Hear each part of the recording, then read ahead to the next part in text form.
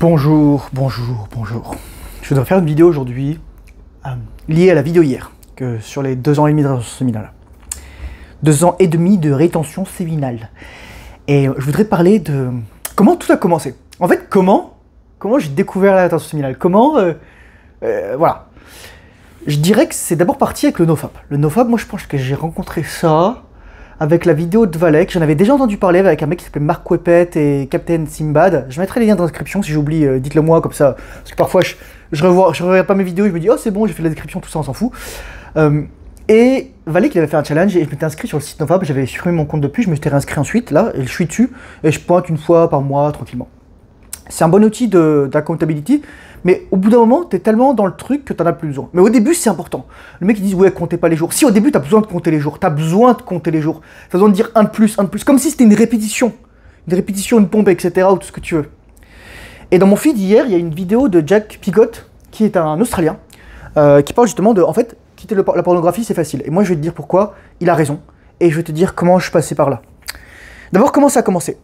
La dernière fois que j'ai éjaculé avec une femme, et donc j'ai éjaculé tout court, pour autre chose que du porno, à part le 8 février 2022, c'était le 18 août 2021. Et il faut que je vous raconte cette histoire pour qu'on puisse comprendre les femmes. Je sortais avec une nana, elle s'appelait Marie-Ève, elle avait une 40aine d'années, franchement, corps de rêve, 1m60, gros sein, secours, gros téton, voilà, mais pas long, juste large quoi. Jolie hanche, bien foutue, encore en shape, etc. Bon, elle avait des marques sur la peau qui montraient qu'elle avait vieilli, quoi. Bon, elle était dans sa quarantaine. Mais franchement, très belle femme. Je pense que plus jeune, elle devait faire un ravage, quoi. Et je sais même pas penser, je le sais, quoi. Parce qu'elle m'en parle un petit peu de ses relations précédentes et c'était pas des relations forcément positives. Elle a perdu sa mère assez jeune. Et c'était une femme bien. Franchement, c'était une femme bien. Et moi, je me suis comporté comme un connard. Je ne suis pas comporté comme un connard, mais je vais vous expliquer les situations pour que... Qu'est-ce que j'ai appris des femmes, qu'est-ce que j'ai appris sur moi, et qu'est-ce que j'ai appris sur le sexe et l'éjaculation et l'attraction féminine. Donc, cette femme, c'était la dernière relation que j'ai eue avant de passer en rétention séminale. Et voilà, on s'est fréquenté quelques mois. Et surtout, ce qui s'est passé, en fait, c'est qu'au début, elle voulait une relation. Elle voulait tout de suite une relation. Et moi j'étais pas prêt pour ça. Je venais de perdre mon père le 11 juillet 2021. J'étais stressé depuis plusieurs mois là. J'enchaînais les relations. C'était vraiment pas... J'étais pas un mec sain. Et je me souviens toujours d'un soir, on venait de faire l'amour, tout ça. Et j'ai éjaculé. Et donc, méga coup de déprime. Mon chat manque, j'ai peur qu'il meure. Alors que 3 ans plus tard, il est encore là, quoi, le machin. Et je pars. Et je la vois, elle est dans son lit. Elle tire la couverture vers elle. Elle baisse les yeux. Elle est triste. Parce que, qu'on revient à une chose, écoute bien ce que je vais te dire. Les femmes, si elles te donnent du sexe, c'est parce qu'elles veulent que tu restes après le sexe. Et le problème, c'est que, 1, si t'éjacules, t'es dead. Et 2, si t'es un bâtard, tu te barres. Et c'est obvious ce que je vais dire, mais pour certaines femmes, le fait que le mec se barre fait gagner ce mec en estime pour elles. Parce que ça leur fait croire que ils ont d'autres meufs, etc. Ils s'en foutent des meufs. Parce que, surtout si elles ont eu des relations toxiques auparavant.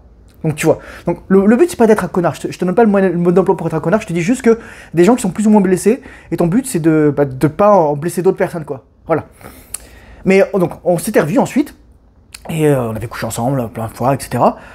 Et à un moment je me dis, mais putain je me sens tellement pas bien, Et il y a une erreur que j'avais faite aussi un jour, d'habitude je me suis poussé la barbe de quelques jours, tout ça, et à un moment je me rase bien, déjà je ressemble à rien quand je me rase bien, enfin à l'époque parce que j'étais plus gros, j'avais pas de jawline et j'avais pas les dents droites.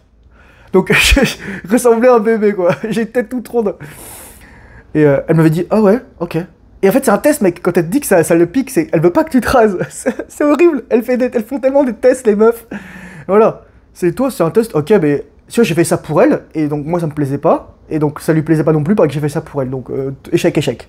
Bref, peu importe. Le truc c'est que à un moment, on termine de faire l'amour, et je suis encore déprimé, je suis fatigué, j'ai aucun espace pour écouter, j'ai plus de testostérone, j'ai plus de spermatozoïdes, j'ai les couilles vides. Et en plus, je mettais encore du porno à côté, quoi. C'était vraiment une vie de merde. Et à un moment, on est assis dans le canapé, et je lui fais un massage de pied, tout ça. Et il se passe un truc extraordinaire, extraordinaire, je sais pas si c'est extraordinaire, mais je te raconte ça parce que faut que tu comprennes la nature des femmes. Elles sont tellement... C'est des êtres d'inconscience. Comprends, une femme, c'est un être d'inconscience. Je dis pas que c'est une femme, oh mon Dieu, elle comprenne rien, non. Mais que les femmes ont des trucs qu'elles vont faire instinctivement, elles vont même pas s'en rendre compte.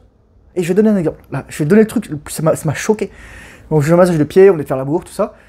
Et ben je lui dis, mais je ne peux plus continuer comme ça. Si on veut être ensemble, faut que j'arrête le sexe.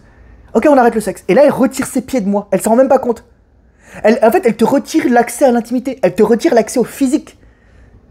Toucher le corps d'une femme, c'est toucher sa sexualité. Elle a fait ça instinctivement. Et moi, j'ai fait, ok, d'accord. Mais voilà. Donc ensuite, on est un peu restés ensemble et je suis parti. Enfin voilà, j'ai envoyé un message, un peu de bâtard. Mais genre, me foutais un peu de sa gueule, c'était un gros enculé, putain. Mais pas ça, je disais, ah, c'était cool, etc. Bon, bah, tu vois, finalement, c'était pas si dur, etc. Bah, voilà, la meuf, c'était une meuf traumatisée, c'était horrible, quoi. Mais ensuite, je dois renvoyer un message un mois plus tard. Et ce message, je l'ai regardé alors que j'étais sous champignon. Donc, je l'ai envoyé avant d'être sous champignon. Et le lendemain, je l'ai regardé sous champignon. Et je me suis dit, ah, je suis fier de moi. Dans le sens où je m'étais excusé, je lui dis, bah, je te souhaite le meilleur, voilà, j'ai pas été une personne bien, patati patata. Et c'est la moindre des choses que tu puisses faire, c'est faire un monde honorable, t'excuser. On va dire, voilà. Je l'ai pas fait de mal, j'ai pas frappé, j'ai pas violenté, mais disons que c'était une femme blessée, moi j'étais un mec pas passant dans ma tête, et c'était de la merde. Et donc c'est la dernière fois que j'ai éjaculé. Et à ce moment-là, je me suis dit, ok, je peux plus éjaculer maintenant. Plus éjaculer. En plus, j'avais pris un tout petit peu de LSD, je crois. Je crois que c'était 75 microgrammes, enfin c'est vraiment une toute petite dose. Hein. Et d'ailleurs, j'avais eu des orgasmes non éjaculatoires du corps entier à ce moment-là. Donc je peux vous dire, les psychédéliques aident beaucoup à ce niveau-là, à débloquer les traumas. À utiliser dans un cadre spécifique. Donc, je reviens à l'histoire. Donc, la dernière fois que j'ai éjaculé, c'était avec elle, avec une femme. J'ai plus éjaculé avec une femme après. Et pourtant, j'ai connu des femmes après. Mais j'ai décidé de plus éjaculer. Et je comprenais pas pourquoi... littéralement, c'était ça. Comment tout a commencé. Je comprenais pas pourquoi on était mort lorsqu'on éjaculait. Et me dites pas, oh, moi, j'ai juste mes spermatozoïdes qui sortent, ma testostérone. Mais ferme ta gueule. Ferme ta gueule. Le mec a écrit ça, mais t'es tellement un ignorant. Tes spermatozoïdes, ils ont besoin de la testostérone lorsqu'ils sont dans le vagin de la femme. Mais arrêtez de dire des conneries comme l'autre mec qui me dit, oui, mais si t'éjacules pas, tes spermatozoïdes, ils pourrissent dans tes testicules. Mais, mec, ferme un peu ta gueule. Y a rien de pire que l'ignorance qui s'ignore. Moi, je te fais des vidéos, va voir Masterclass Testicule et éduque-toi. Tu veux savoir ce qui est sexy pour une femme? Un mec compétent, un mec éduqué. Un mec qui est teubé, c'est pas sexy pour une femme. Moi, je vais faire ma prochaine vidéo, tu vas voir, mec. Mais quand j'entends les mecs écrire ça dans les commentaires, j'ai envie de les ban, j'ai envie de leur jeter des poulpettes de butang dans la tête. Mais réveillez-vous, les gars, arrêtez de dire de la merde. Vous êtes tellement inéduqués, vous pourriez dire, ok, peut-être que je me trompe, peut-être que je ne sais pas, je vais étudier. Je vais me renseigner. Parce que c'est des mecs comme vous, là, qui balançaient ces trucs random, qui continuent à entretenir le fait que les hommes, ils doivent éjaculer. Mec, depuis que j'éjacule, regarde mes photos, regarde mon Instagram. Mec, je vais avoir 34 ans. Et je force même pas, quoi. Je faisais moins de sport, là, les dernières semaines. Je faisais moins de sport, c'est pour te dire. Parce que j'étais en vacances, j'allais marcher, tout ça. Mais c'est ça, mec. Donc c'est comme ça que tout a commencé, pour moi. Je me suis dit, je comprends pas pourquoi on est mort lorsqu'on a du plaisir. Pourquoi on peut avoir juste le plaisir et sans être mort? C'est quoi? Donc là, je me suis dit, je vais étudier, je vais me renseigner, tout ça. Rétention. J'ai fait de la biologie, j'ai fait de l'anatomie, j'ai fait de la physiologie. Je me suis dit, ok, là, il y a un truc qui cloche. Il y a un truc qu'on nous a pas appris. Nos parents nous ont pas appris ça. Notre père nous a pas appris ça. Notre mère ne peut pas nous apprendre ça. L'école nous a pas appris ça. Les médecins, ils le savent même pas. Lorsque je vois le mec de Charles Cole, là, le docteur Bon Jaoudé, là, qui raconte que des conneries, comment éjaculer plus vite, éjaculer ses seins, etc. Mais ferme ta gueule. C'est un médecin qui te dit ça. C'est un médecin. C'est pour te dire une chose. Les médecins, ils sont pas compétents partout. C'est pas parce qu'il est médecin que le mec il est compétent.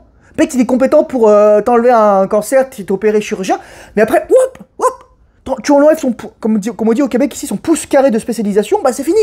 Mon père il était médecin aussi, mais c'était un débile mental. Il connaissait rien, il était obèse, il est mort. Oui, c'était un médecin, oui, il était compétent, mais d'un point de vue de santé physique masculine, il n'y connaissait rien, il était teubé.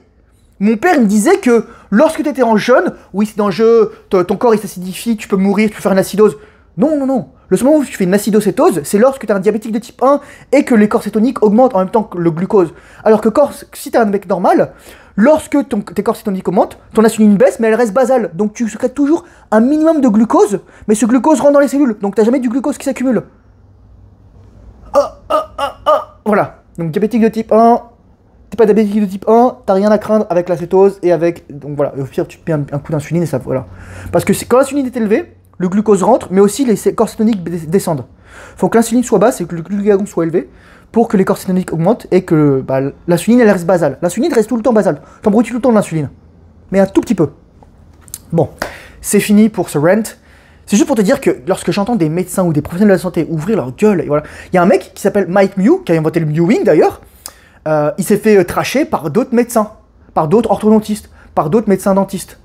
Alors que ce mec, moi si j'ai les dents comme ça, oui j'ai fait le Invisalign, mais aujourd'hui si je le regarde, quand je le sens, moi je sais que mais si je me rase, j'ai une jawline comme ça. Parce que je me mew tout le temps.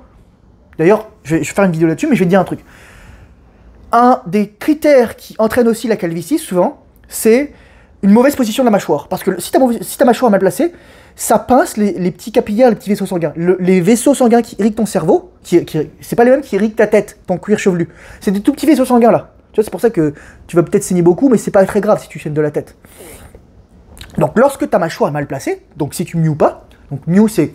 Imagine tu déglutis, tu prends de l'eau, tu vas sentir ta langue qui va dans l'arrière de ton palais, vers le haut et l'arrière. Et c'est cette position que tu vas voir.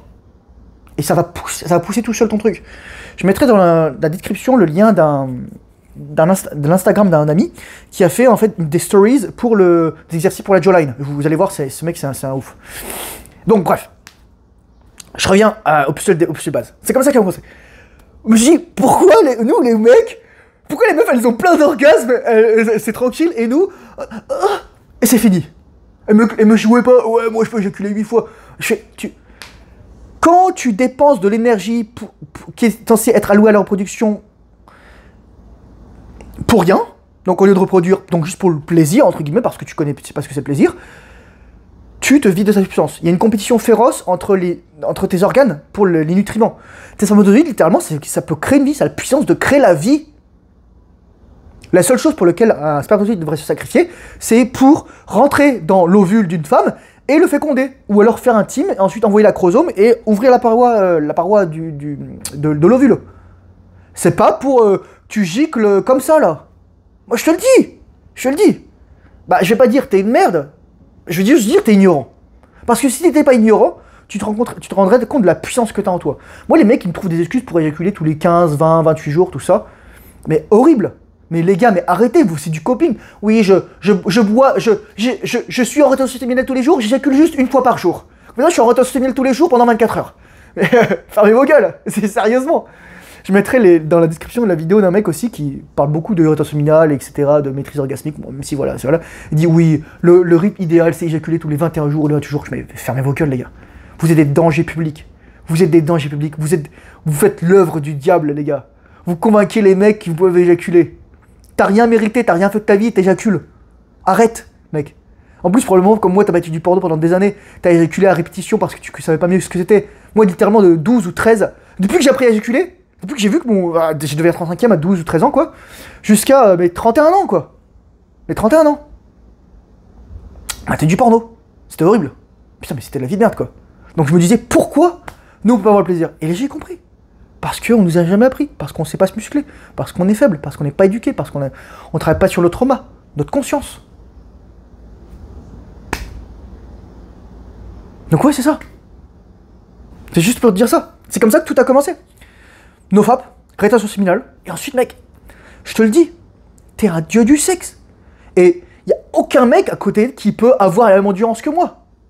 Lorsque je dis à des mecs que je reste 6, 8, 10 heures au lit, et que je lui éclate l'arrière-train, la meuf, mais elle est aux anges.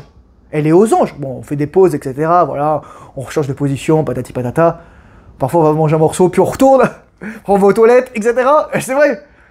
Mais c'est juste ça. Je te donne juste la fucking clé pour être un dieu du sexe. Tu peux regarder mes vidéos, juste mes vidéos. Tu peux aussi aller procurer ma formation. Premier lien dans la description. C'est juste que je te vends, moi. Moi, je te vends pas du rêve, je te vends la vérité. C'est ça la vraie vérité. C'est que soit t'es en rétention parce que t'es en mode moine, soit tu vas avoir du sexe, et c'est bien d'avoir du sexe. C'est pas mal en soi, c'est pas bien en soi non plus. C'est une chose comme une autre. À toi de savoir si ça dirige ta vie. L'hypersexualité est définie lorsque le sexe prend une place prépondérante et t'empêche de faire tes activités normales dans la vie. Manger, dormir, respirer. C'est juste ça. Donc voilà, c'est comme ça que tout a commencé. Parce que je me suis dit, j'étais jaloux des femmes, j'étais envieux des femmes, et maintenant je me suis dit, c'est les femmes qui m'envient. Et ouais les gars, c'est ça. Merci de votre écoute, courage force honneur, bonne rétention séminale, discipline, fais le travail difficile, surtout lorsque tu n'as pas envie. Et et je te dis à très bientôt dans une prochaine vidéo. Au revoir.